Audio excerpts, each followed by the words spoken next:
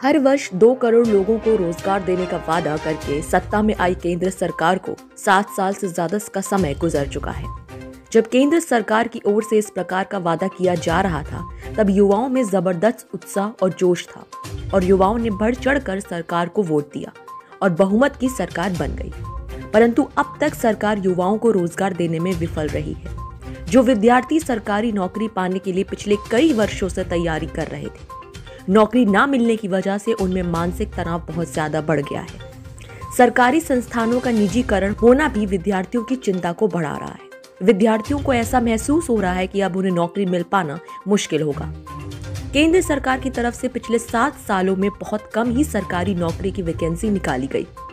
जो वैकेंसी निकाली गई उनमें से कई सारी विभिन्न कारणों से रद्द होती रही, जिससे विद्यार्थियों के मन में आक्रोश पैदा होने लगा। विद्यार्थियों ने सोशल मीडिया के माध्यम से अपने आक्रोश को निकालने की कोशिश की। उन्होंने सरकार पर वैकेंसी निकालने का दबाव बनाने का प्रयास किया, परंतु सरकार पर इसका कोई असर नहीं दिखा। और जब रेलवे भर्ती परीक्षा आरआरबी एनटीपीसी सीबीटी 1 का रिजल्ट जारी हुआ और इस रिजल्ट में एक ही उम्मीदवार का चयन 4 से 6 पदों के लिए किया गया।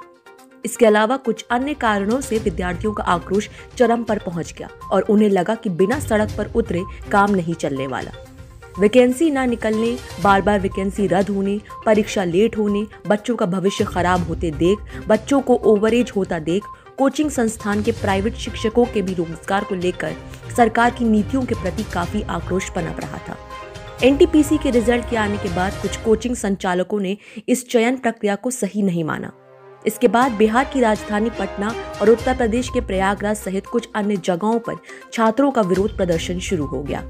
छात्रों ने रेलवे ट्रैक जाम कर दिया, परंतु जब छात्रों पर प्रशासन की ओर से लाठीचार्ज किया गया, इसके बाद छात्रों का यह आंदोलन हिंसक हो गया। छात्रों ने ट्रेन की बोगियों में आग लगा दी। पुलिस ने भी प्रदर्शनकारी छात्रों को दौड़ा कर पीटा, उन पर पत्थरबाजी की, हॉस्टल में घुसकर दरवाजे तोड़कर विद्यार्थियों की पिटाई कर दी। रेलवे भर्ती बोर्ड ने कहा कि जिन छात्रों ने रेलवे की संपत्ति को नुकसान पहुंचाया है, उनके खिलाफ एफआईआर दर्ज की जाएगी और उन्हें कभी रेलवे में नौकरी नहीं दी जाएगी। विद्यार्थियों का कहना है कि सरकार ऐसा विद्यार्थियों के आक्रोश को दबाने के लिए कर रही है। सरकार विद्यार्थियों की आवाज को डराकर बंद कर देना चाहती है।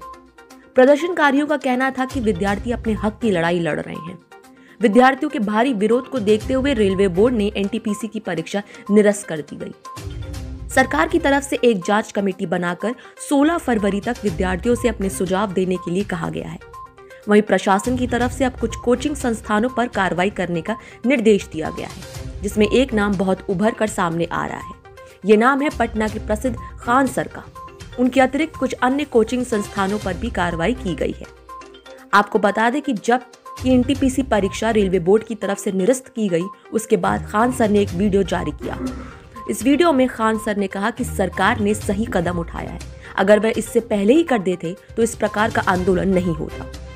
कोचिंग संस्थानों पर प्रशासन द्वारा किए जाने वाली कार्रवाई से छात्रों के मन में सरकार के प्रति अविश्वास और ज्यादा बढ़ेगा।